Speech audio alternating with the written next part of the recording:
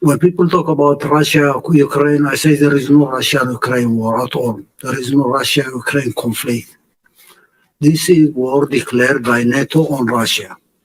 The war declared by NATO on Russia is not only for Russia, it's for dominating the whole world. It's for hegemony. This is an agenda developed after the end of the Cold War. They came up with this fantasy about containing Russia, containing any power, small, big, that challenge them technologically, economically, socially, culturally. They have to contain everybody.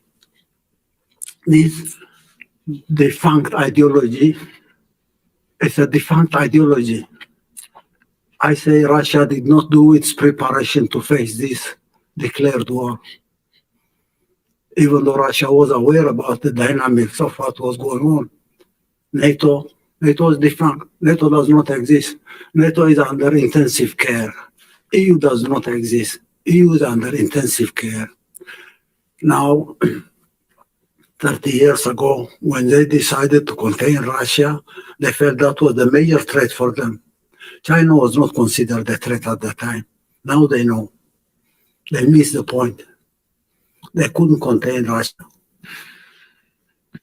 They will never contain Russia. Ukraine is a sacrifice.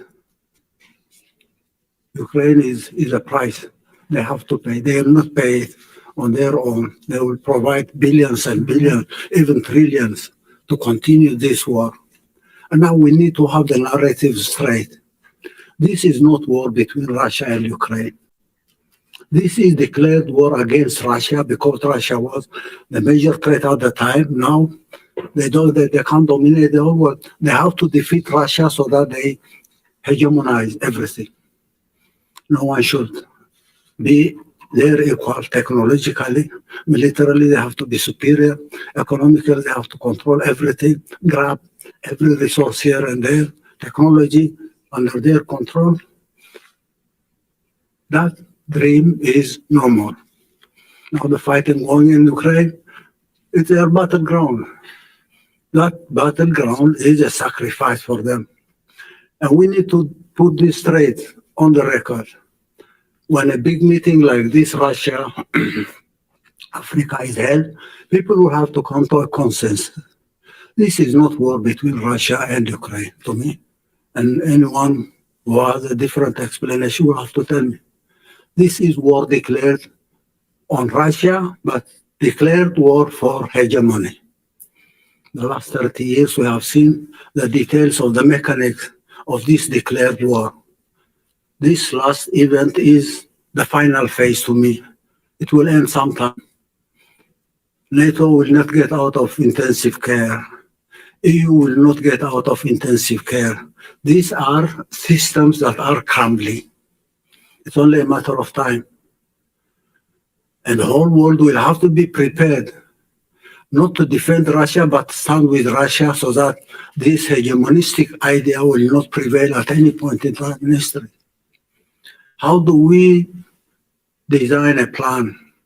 How do we fail this one without any further cost? They are printing money. They are not manufacturing anything at all. It's printing money. And this has been one of their weapons globally.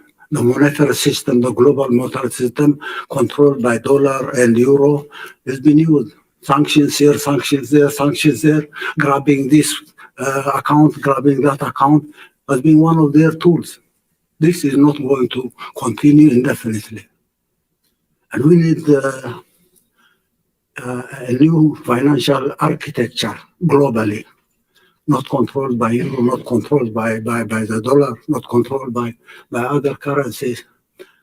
To me, this failure of the attempt to contain Russia will immediately move to the east.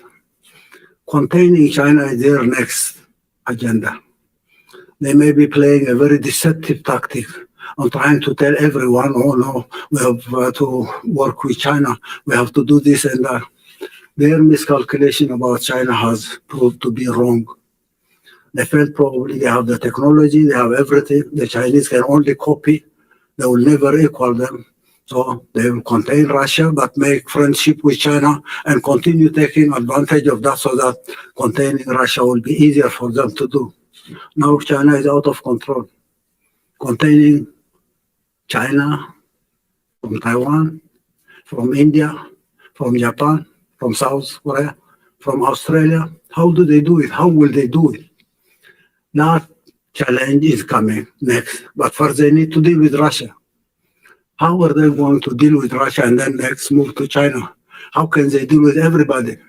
How do they contain us? Imagine this tiny Eritrea is being contained by them. We're being punished with their sanctions every time. We have to be punished because we're not bowing. We are not bowing to their conditionalities. We are a very small threat. We are not even a threat to them. But they have to contain us. Sanctions, sanctions, sanctions, sanctions, conflict here, conflict there. Now, I think we need to strategize. And I say Russia will have to lead this strategy. Russia will have to design a plan on facing this declared war. Not only on Russia, but it's a global war. And everybody should come and join Russia on this strategy. The sooner the better. The easier way we can control this hegemonistic strategy and frustrate that strategy, we give peace. Development will come. Nobody is going to bother us. Nobody is going to bully everybody. Sanction, bully, defamation, demonize, psychological warfare, sanctions. We need a strategy, an alternative strategy for this hegemonistic declaration of war.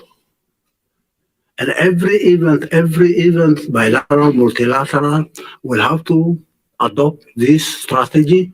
And that's why I said during my intervention, Russia should design a strategy. It's not because Russia will have to do everything. We can make our contributions. It's a matter of ideas. How do we face this hegemonistic strategy so that we can implement bilateral programs, technology, industrialization, agriculture, energy, water management, services, tourism, life, at all. How do we do that? Now, and we have to take this into a historical context. This is a continuation of the classical slavery. After slavery came colonialism. Slavery was exterminating populations, exterminating 9 million in the Congo, exterminating the Red Indians in North America, in Canada, exterminating indigenous population and grabbing their land, controlling. And when they control land, they have to take slaves from Africa for their cotton plantation in the United States. That was slavery. Continues to be slavery as is. And then industrialization came. When industrialization comes up, it's a matter of grabbing other resources, a continuation of slavery under a different form. Colonialism came. They had to colonize land so that they grab land, they control labor, they enslave everybody. Neocolonialism was there. The Cold War, Russia was the hope for the people of the world when the Soviet Union was there. Unfortunately, leaders in the Soviet Union made their mistake to see the collapse of the Soviet Union, which was a historic tragedy, as you at one point mentioned. That was a historic strategy.